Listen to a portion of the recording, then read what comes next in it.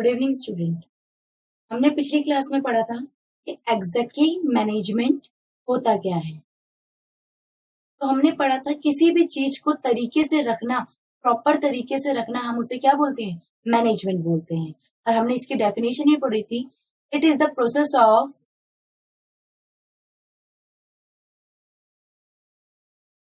Getting things done with the aim of achieving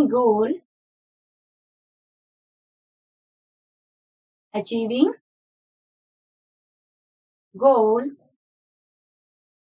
effectively and efficiently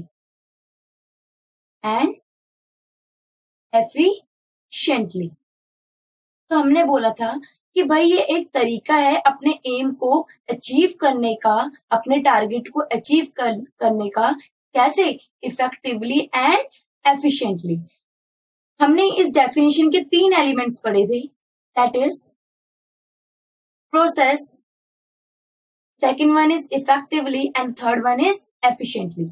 process होता है कि भाई आपको अपने वर्क को कंप्लीट करने के लिए एक सीक्वेंस को फॉलो करना ही पड़ेगा। हमने इसमें पढ़ा था कि जो हमारे फंक्शंस ऑफ मैनेजमेंट है उसको हमें क्या करना है? एक सीक्वेंस में परफॉर्म करना है, that is planning, organising, staffing, directing और कंट्रोलिंग। आपको इन फंक्शंस को कैसे परफॉर्म करना है? एक सीक्वेंस वाइज। अब हम बात करते हैं सेकेंड एलिमेंट की, दैट इज इफेक्टिवली। इफेक्टिवली बोलता है कि भाई आपको अपने वर्क को किसमें कंप्लीट करना है? टाइम पे कंप्लीट करना है। जैसे हम इसका एग्जांपल लेते हैं, हमने बोला कि मिस्टर अजय को एक ऑर्डर दिया गया कि आपको 10,000 यूनिट्स, कितनी? 10,000 यूनिट्स की मैन्युफैक्चरिंग करनी है इन अ 1 डे, एक दिन के अंदर। और उन्होंने क्या करा? इस टारगेट को अचीव कर लिया। तो वो क्या है? एक एफिशिएंट वर्कर, इफेक्टिव वर्कर है। अगर वो इस टारगेट को अचीव नहीं कर पाते हैं ड्यू टू सम रीजन या कोई भी टेक्निकल इशू है किसी भी रीजन से, तो वो एक इफेक्टिव वर्कर नहीं है। अब हम थर्ड एलिमेंट की बात करते हैं, दैट इज एफिशिएंटली। एफिशिएंटली का मतलब कि भाई आपको अपने रिसोर्सेज का कैसे यूज करना है? ऑप्टिमम यूज करना है। मतलब कि that is without wastage of any resources. आपको अपनी कॉस्ट क्या करनी है? कम से कम लानी है, without compromising the quality of product. आपको अपनी क्वालिटी कॉम्प्रोमाइज नहीं करनी, आपको अपने रिसोर्सेज का वेस्टेज कम करना है। जैसे हम एक एग्जांपल देते हैं कि XYZ को एक ऑर्डर दिया गया कि आपको 5,000 यूनिट्स का प्रोडक्शन करना है एट ₹50 पर यूनिट। पर उन्होंने क्या करा? इसको कंप्लीट कर दिया 40 पर यूनिट के हिसाब से। तो अब आपसे क्वेश्चन रेज किया जाएगा 1 या 2 मार्क्स का, क्या बताओ जो XYZ है वो क्या एक एफिशिएंट वर्कर है? तो yes, XYZ is an efficient worker, क्योंकि उन्होंने क्या करा? क्वालिटी को कॉम्प्रोमाइज नहीं करा। उन्होंने क्या करा? अपनी एफिशिएंसी को इंक्रीज करा। उन्होंने जो कॉस्ट, जो मार्केट में 50 रुपए का सामान है वो उन्होंने 40 रुपए में बना दिया। तो जिससे क्या होंगे? जो उनके कस्टमर होंगे वो उनकी तरफ अट्रैक्ट होंगे, क्योंकि जो सेम सामान, सेम क्वालिटी का हमारे कॉम्पिटिटर के पास 50 रुपीज का मिल रहा है, वो कितने का मिलेगा? 40 रुपीज का। अब हम नेक्स्ट टॉपिक की तरफ बढ़ते हैं, features and characteristic of management. अगर आपको क्वेश्चन आए, 12th क्लास के बच्चों को डिफिकल्टी होती है कि ma'am write the features of management और write the characteristic of management, क्या ये सेम है? तो बच्चों ये सेम है। आपको अगर क्वेश्चन आए 6 मार्क्स का, 3 मार्क्स का, आपको यही जो हम पढ़ाएंगे वही लिखना है। तो पहला है management is a goal oriented process. Management क्या है? एक गोल ओरिएंटेड प्रोसेस है। मतलब कि अगर आपका जब तक गोल नहीं होगा आपको मैनेजमेंट की जरूरत पड़ेगी ही नहीं, क्योंकि गोल का होना डेट मीन्स आपको मैनेजमेंट की जरूरत पड़ेगी, नीड होगी आपको। किसकी? मैनेजमेंट की। क्योंकि आपको क्या करना है? अपने टारगेट को अचीव करना है, और अपने टारगेट को अचीव करने के लिए आप क्या करोगे? मैनेज करोगे, जिससे कि आपका वर्क अच्छे तरीके से हो पाए। हम इसको भी एक एग्जाम्पल की तरह से पढ़ते हैं। एक पर्सन है, एक सेल्समैन है, वो 10,000 अपनी साड़ी को क्या करना चाहता है? सेल करना चाहता है। 10,000 साड़ी को सेल करना चाहता है। अब उन साड़ियों को सेल करने के लिए वो जो जो स्ट्रेटजी अपनाता है, जो जो एक्टिविटीज परफॉर्म करता है अपने गोल को अचीव करने के लिए, वो क्या होता है? Goal oriented process. For example उसने क्या करा? डिस्काउंट दिया कस्टमर को।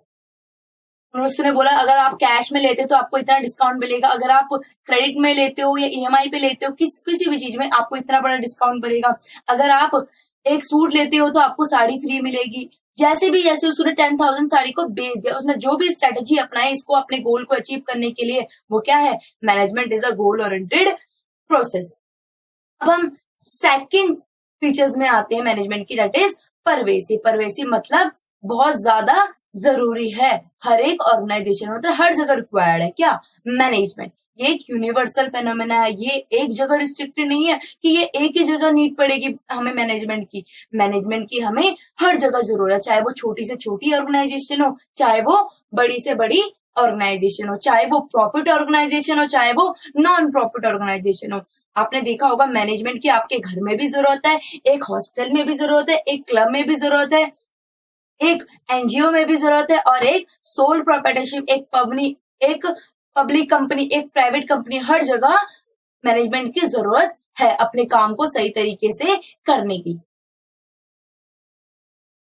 क्योंकि हमें पता है अगर मैं किसी भी चीज में से एनीथिंग मतलब किसी भी एक्टिविटी में से क्या लेस कर दूं, क्या सब्ट्रैक्ट कर दूं? मैनेजमेंट, तो जो हमें रिजल्ट मिलेगा वो होगा 0।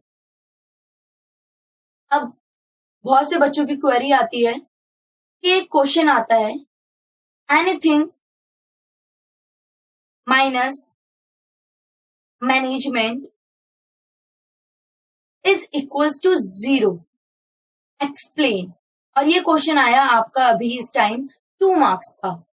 तो बच्चों की क्वेरी आती है, मैम हम इसमें इंपॉर्टेंस ऑफ मैनेजमेंट लिख के आएंगे या परवेसिव मतलब कैरेक्टरिस्टिक ऑफ मैनेजमेंट लिख के आएंगे, परवेसिव वाला पॉइंट? तो अगर ये 2 मार्क्स का क्वेश्चन आता है तो आपको इसमें परवेसिव वाला पॉइंट लिखना है कि मैनेजमेंट एक क्या है? एक यूनिवर्सल फिनोमेना, और ये रिस्ट्रिक्टेड नहीं है बिजनेस फर्म्स के लिए, ये हर जगह रिक्वायर्ड है, इसका यूज हर जगह होता है। ये मैटर नहीं करता कि ये प्रॉफिट ऑर्गेनाइजेशन हो या नॉन प्रॉफिट ऑर्गेनाइजेशन हो। पर अगर सेम क्वेश्चन आपको 6 मार्क्स का या 4 मार्क्स का या 5 मार्क्स का आता है तो आपको इसमें इंपॉर्टेंस ऑफ मैनेजमेंट लिख के आना है। यहाँ पे एनीथिंग का मतलब है एनी टाइप ऑफ एक्टिविटी, कोई सी टाइप की एक्टिविटी हो। अब हम बढ़ते हैं आगे। Management is multi dimensional. Multi dimensional मतलब क्या है? मैनेजमेंट का मतलब ये नहीं है कि हम एक ही एक्टिविटी परफॉर्म करें। मैनेजमेंट का मतलब है कि हम एक ऑर्गेनाइजेशन में बहुत सारी एक्टिविटीज को परफॉर्म कर रहे हैं। पर इन्होंने बोला है कि 3 मेन एक्टिविटी होती है, management of work, management of people and management of operation. इसकी मैं थ्योरी नहीं लिखवा रही हूँ जस्ट बिकॉज क्योंकि ये बहुत लेंथी है और आपके 6 कैरेक्टरिस्टिक आते हैं, मैक्सिमम 6 मार्क्स का क्वेश्चन आता है और आपको 6 कैरेक्टरिस्टिक लिख के आने होते हैं पेपर में, और आपके 7 कैरेक्टरिस्टिक बुक में दिए गए हैं। तो आप बच्चे क्या करते हैं, इतना बड़ा पॉइंट है, इसमें आपको मल्टी डायमेंशनल भी एक्सप्लेन करना है, मैनेजमेंट ऑफ वर्क भी एक्सप्लेन करना है, मैनेजमेंट ऑफ पीपल भी एक्सप्लेन करना और मैनेजमेंट ऑफ ऑपरेशन भी एक्सप्लेन करना। तो बच्चे क्या करते हैं, इस पॉइंट को स्किप कर देते हैं। मैं आपको समझा रही हूँ, ये नहीं कि मैं समझा नहीं रही हूँ। अगर आपको नोट चाहिए तो आप कमेंट सेक्शन में कमेंट कर सकते हो, तो मैं आपको नोट प्रोवाइड कर दूंगी। पहला है management of work. Management of work बोलता है कि भाई बहुत सारी कंपनीज होती हैं और हर एक कंपनी का मोटिव क्या होता है? अलग अलग होता है। अब क्योंकि उनका काम क्या होता है? अलग अलग होता है। दैट मीन्स अगर स्कूल्स है उनका मेन मोटिव क्या है? एजुकेशन प्रोवाइड करना। और अगर हॉस्पिटल है उनको क्या है? अपने पेशेंट्स को क्या करना? ट्रीट करना। अगर मैं क्लब की बात करूं, क्लब का क्या है? अपने जो कस्टमर आ रहे हैं उनको सेटिस्फाई करना अपने प्रोडक्ट से। और ये मैं मैनेजमेंट ऑफ वर्क था ये पॉइंट। अगर आप सेकंड पॉइंट पे आए, management of people. Management of people बोलता है कि भाई हमें पता है कि हमारी जो वर्क फोर्स होती है वो क्या होती है, मोस्ट इंपॉर्टेंट असेट होती है एक ऑर्गेनाइजेशन के लिए, क्योंकि ऑर्गेनाइजेशन का चलना ना चलना किस पर डिपेंड करता है, हमारी वर्क फोर्स पे। और अगर हम उन्हीं को सेटिस्फाई नहीं कर रहे, उनको एक अच्छा एनवायरनमेंट दे पा रहे हैं, तो हम ये एक्सपेक्ट नहीं कर सकते कि हमारा ऑर्गेनाइजेशन अच्छा चलेगा। क्योंकि आपको पता है दो ऑर्गेनाइजेशन है, एक एग्जांपल के थ्रू समझते हैं, XYZ एंड ABC। दो ऑर्गेनाइजेशन है XYZ एंड ABC। इनके पास भी सेम टेक्नोलॉजी, इनके पास भी सेम टेक्नोलॉजी, इनके पास भी रॉ मटेरियल है, इनके पास भी रॉ मटेरियल है, इनके पास भी इंफ्रास्ट्रक्चर है, इनके पास भी इंफ्रास्ट्रक्चर, बट डिफरेंस क्या है, वर्क फोर्स का, और वही डिपेंड करेगा कि ये कितने आगे जाएगी ऑर्गेनाइजेशन।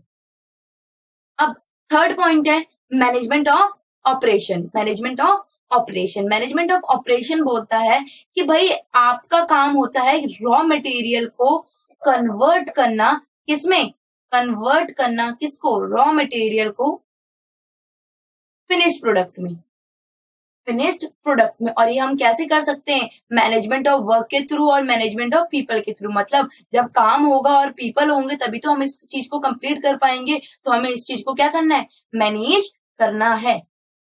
अब है fourth characteristic, management is a continuous process. Management is a continuous process. Management is a continuous process बोलता है कि भाई जो हमारे फंक्शंस ऑफ मैनेजमेंट है ये नेवर एंडिंग है, कभी भी खत्म होने वाले नहीं है। हमें इन्हें क्या करना है, कंसिस्टेंटली परफॉर्म करना है। एक planning, organising, staffing, directing and controlling, इसको टाइम टू टाइम हमें क्या करना पड़ता है, ऑर्गेनाइजेशन में परफॉर्म करना पड़ता है। क्योंकि हमारे दो ही रिजल्ट होते हैं, या तो हमारा रिजल्ट पॉजिटिव आता है जो हमने टारगेट रखा होता है, या तो वो पॉजिटिव आता है या फिर नेगेटिव आता है। पॉजिटिव मतलब जो हमने टारगेट रखा है वो हमें अचीव हो जाए, और अचीव हो जाएगा तो हम क्या रखेंगे, अब अगली बार अपना बेंचमार्क दूसरा सेट करेंगे, और उसके लिए क्या करना पड़ेगा, उस बेंचमार्क को अचीव करने के लिए देन फिर planning, then organising, staffing, directing and controlling. अगर हमारा रिजल्ट कैसा आता है, नेगेटिव, मतलब हमने हमारे काम में कुछ ना कुछ कमी रह गई है, और उस कमी को ढूंढेंगे, और उस ढूंढने के बाद हम उसको क्या करेंगे, उसमें प्लानिंग, ऑर्गेनाइजिंग, स्टाफिंग, डायरेक्टिंग और कंट्रोलिंग लगा के फिर उसको दोबारा अचीव करने की कोशिश करेंगे। अब अगला है management is a group activity. इसका मतलब है कि भाई मैनेजमेंट एक ऑर्गेनाइजेशन के गोल अचीव करने के लिए ग्रुप ऑफ पीपल की जरूरत होती है, उसमें ग्रुप एफर्ट आता है, और हम इसे अकेले अचीव नहीं कर सकते। आइसोलेशन मतलब होता है इंडिविजुअल, अकेले। किसी भी ऑर्गेनाइजेशन के गोल को एक पर्सन कभी भी अचीव नहीं कर सकता। अब आप बोलोगे मैम सोल प्रोप्राइटरशिप में भी तो एक पर्सन खोलता है और वही अपने टारगेट को अचीव करता है। बेटा ऑनर तो एक होता है, पर उसके अंदर काम करने वाली जो वर्क फोर्स होती है उनका ही मेन रोल होता है, जो एक सोल प्रोप्राइटरशिप को क्या बचाती है, टॉप में पहुंचाती है।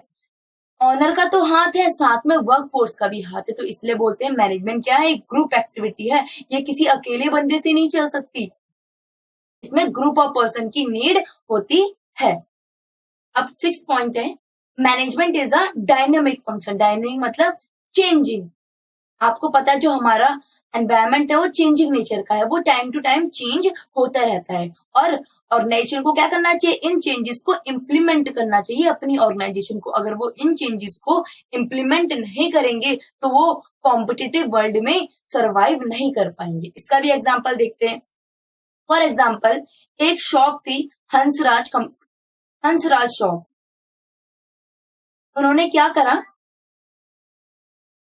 उन्होंने देखा कि उनके पास डिमांड आ रही है स्ट्राइप्ड जीन्स की। किसकी, स्ट्राइप्ड जीन्स की। तो वो उन्होंने क्या करा, अपनी शॉप में वो स्ट्राइप्ड जीन्स की जो डिमांड के हिसाब से वो जींसेस अपने दुकान में उन्होंने अपना रॉ मटेरियल रख लिया, स्टॉक रख लिया। तो उन्होंने क्या करा, जितने भी कस्टमर आ रहे थे उनकी डिमांड को फुलफिल करा, क्योंकि चेंजेस आए थे हमारे एनवायरमेंट में।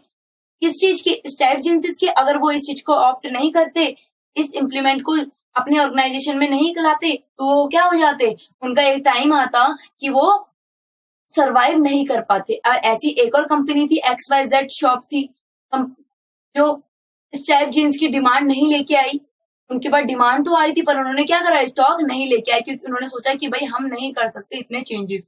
तो वो क्या हुआ, एक टाइम के बाद उनका शट डाउन पॉइंट आ गया और उन्होंने अपनी दुकान बंद कर दी, क्योंकि उन्होंने चेंजेस अपनी शॉप में इंप्लीमेंट नहीं करे according to the change in environment. अब 7th पॉइंट है इंटेंजिबल। इंटेंजिबल मतलब होता है which can't be seen, which can't be seen and touch, जिसको हम क्या नहीं कर सकते, ना ही देख सकते हैं और ना ही छू सकते हैं। तो मैनेजमेंट भी ऐसा ही कुछ चीज है जिसको हम क्या नहीं कर सकते, ना ही देख सकते हैं ना ही टच कर सकते हैं, पर उसकी प्रेजेंस को क्या कर सकते हैं, महसूस करते हैं। क्योंकि जब एक ऑर्गेनाइजेशन सक्सेसफुल चल रहा है तो दैट मीन्स कि हमारा ऑर्गेनाइजेशन में मैनेजमेंट क्या है, अच्छी तरीके से चल रहा है, हमारा जो ऑर्गेनाइजेशन है वो ग्रो कर रहा है, उसकी ब्रांचेस बढ़ रही है, उसमें डिपार्टमेंट बढ़ रहे हैं, उसमें हमारी वर्क फोर्स बढ़ रही है। दैट मीन्स कि हम सब चीज क्या कर रहे हैं, हमारा मैनेजमेंट अच्छा है। पर अगर जिस ऑर्गेनाइजेशन में कंफ्यूजन हो रही है, बहुत ज्यादा डिफिकल्टीज अराइज हो रही है, बिल्कुल नीचे डाउनफॉल आ रहा है, तो दैट मीन्स उनके ऑर्गेनाइजेशन के अंदर मैनेजमेंट अच्छा नहीं है। अब बहुत सारी बुक्स में एक और प्रोसेस है, एक और फीचर्स है,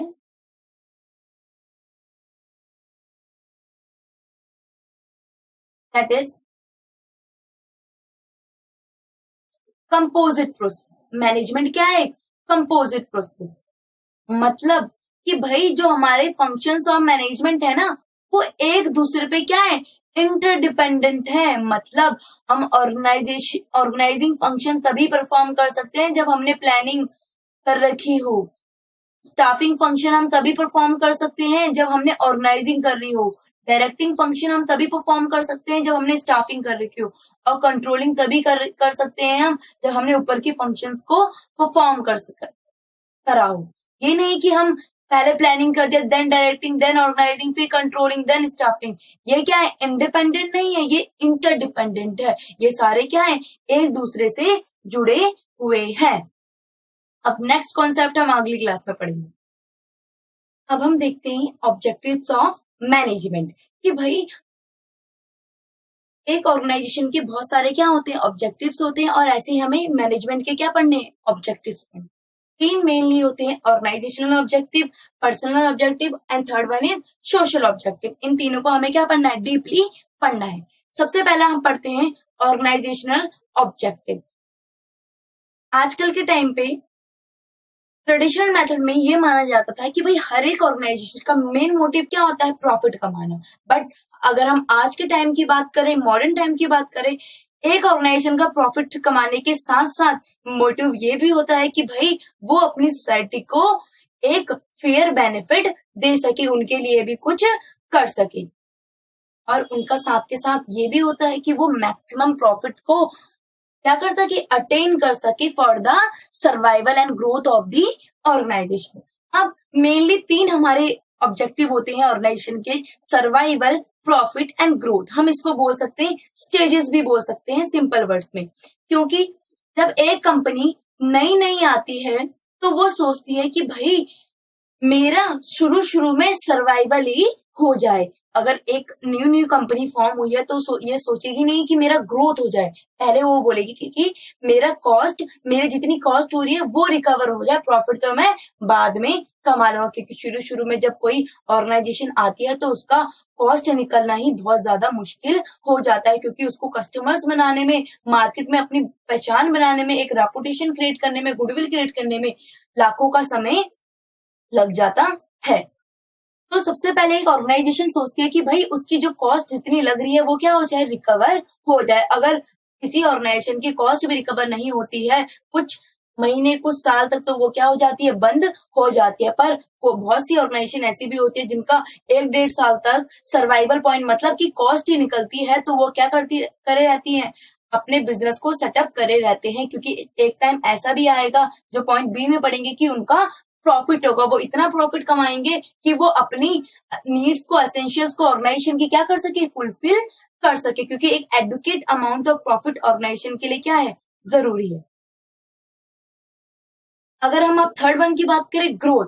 हर एक बिजनेस चाहता है कि भाई जब मेरी कॉस्ट निकल रही है, मैं प्रॉफिट कमा रहा हूं, तो मैं अब अपने बिजनेस को क्या करना चाहता हूँ, एक्सपेंड करना चाहता हूँ, अपनी सेल्स बढ़ाना चाहता हूँ, अपनी ब्रांचेस बनाना चाहता हूँ, अपने प्रोडक्ट्स बढ़ाना चाहता हूँ और अपने एम्प्लॉयज को क्या करना चाहता हूँ, बढ़ाना चाहता हूँ, एक अच्छा बेनिफिट देना चाहता हूँ।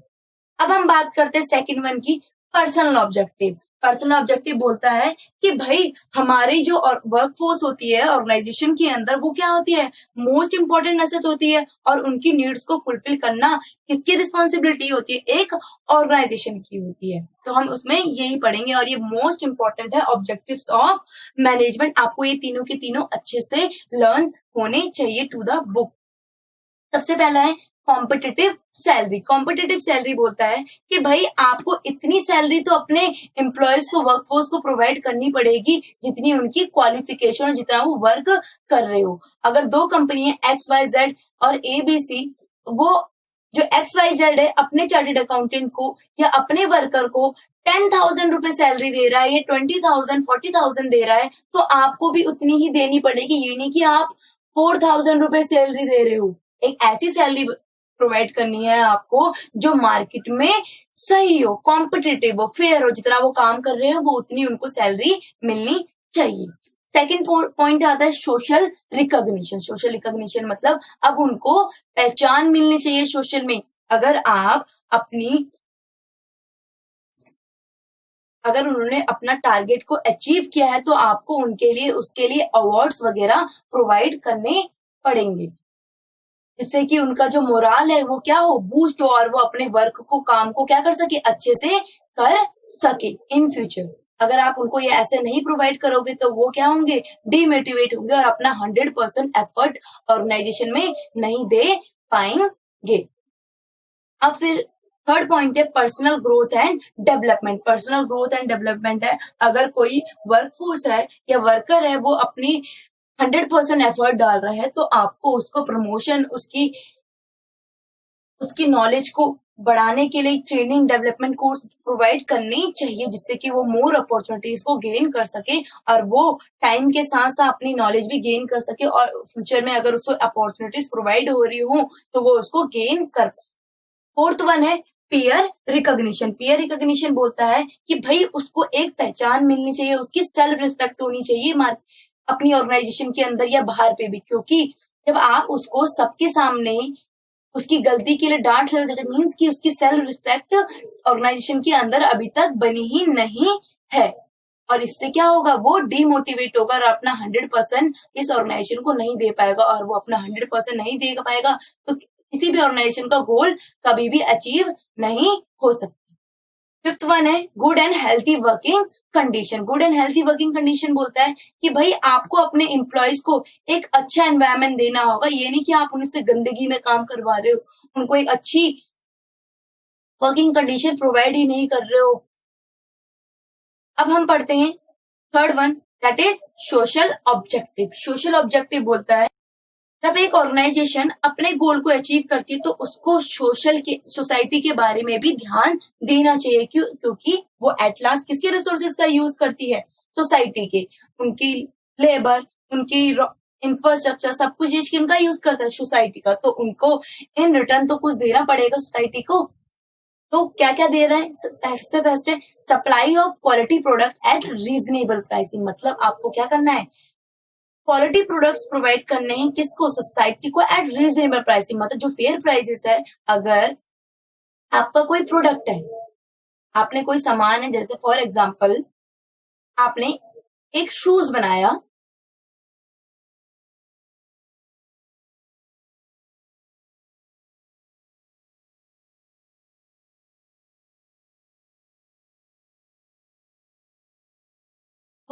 आपने 500 का, कितने का, 500 का, 500 का शूज बनाया।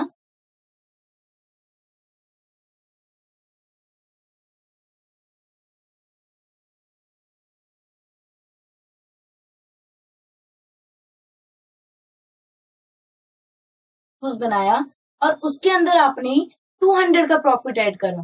कितने का, 200 का। मतलब जो 500 का आप जो शूज है वो आपके, उसमें आपके रॉ मटेरियल, जितने भी लेबर की कॉस्ट, सब चीज ओवरहेड इंक्लूड कर लिया, और आपने उसके अंदर 200 का क्या ऐड करा, प्रॉफिट ऐड करा, तब भी हमारे जो शूज है वो कितने के होते हैं, 700 के, पर आप मार्केट में इसको 1500 के बेच रहे हो, तो क्या ये रिजनेबल प्राइस है? आप तो अपने प्रॉफिट का ही सोच रहे हो, तो आप कस्टमर अट्रैक्ट नहीं कर पाओगे, एक रेपुटेशन, एक गुडविल क्रिएट नहीं कर पाओगे मार्केट में। सेकंड वन है आपको desirable civic activities. Desirable civic activities है मतलब आपको सोसाइटी में जो एक्टिविटीज परफॉर्म होती है उसमें भी क्या देना पड़ेगा, अपना सहयोग, अपना कंट्रीब्यूशन देना पड़ेगा। थर्ड वन है generation of economic wealth. Economic wealth को बढ़ाने के लिए, अपनी इंडियन की इनकम को बढ़ाने के लिए आपका उसमें भी कंट्रीब्यूशन होना चाहिए। फोर्थ है generation of employment opportunities. Employment opportunities बोलता है यहाँ पे कि भाई आपको क्या करना है, अगर आपने कोई मैन्युफैक्चरिंग कंपनी खोल रखी है तो आपको अपनी ऑर्गेनाइजेशन में वर्कफोर्स की नीड होगी, तो आप उस वर्कफोर्स की रिक्वायरमेंट है उसको कहाँ से फुलफिल करोगे, सोसाइटी में जो लोग इन्वॉल्व है जिनको एम्प्लॉयमेंट अपॉर्चुनिटीज नहीं मिल पा रही है। फिफ्थ वन है फाइनेंशियल सपोर्ट टू कम्युनिटी। मतलब अगर किसी भी एनजीओ या किसी भी सोशल प्रोजेक्ट्स में आपका सपोर्ट चाहिए फाइनेंशियली, तो आपको क्या करना है, वहां पे फाइनेंशियली कंट्रीब्यूशन देना पड़ेगा। अब हम नेक्स्ट टॉपिक पढ़ेंगे अगली क्लास में।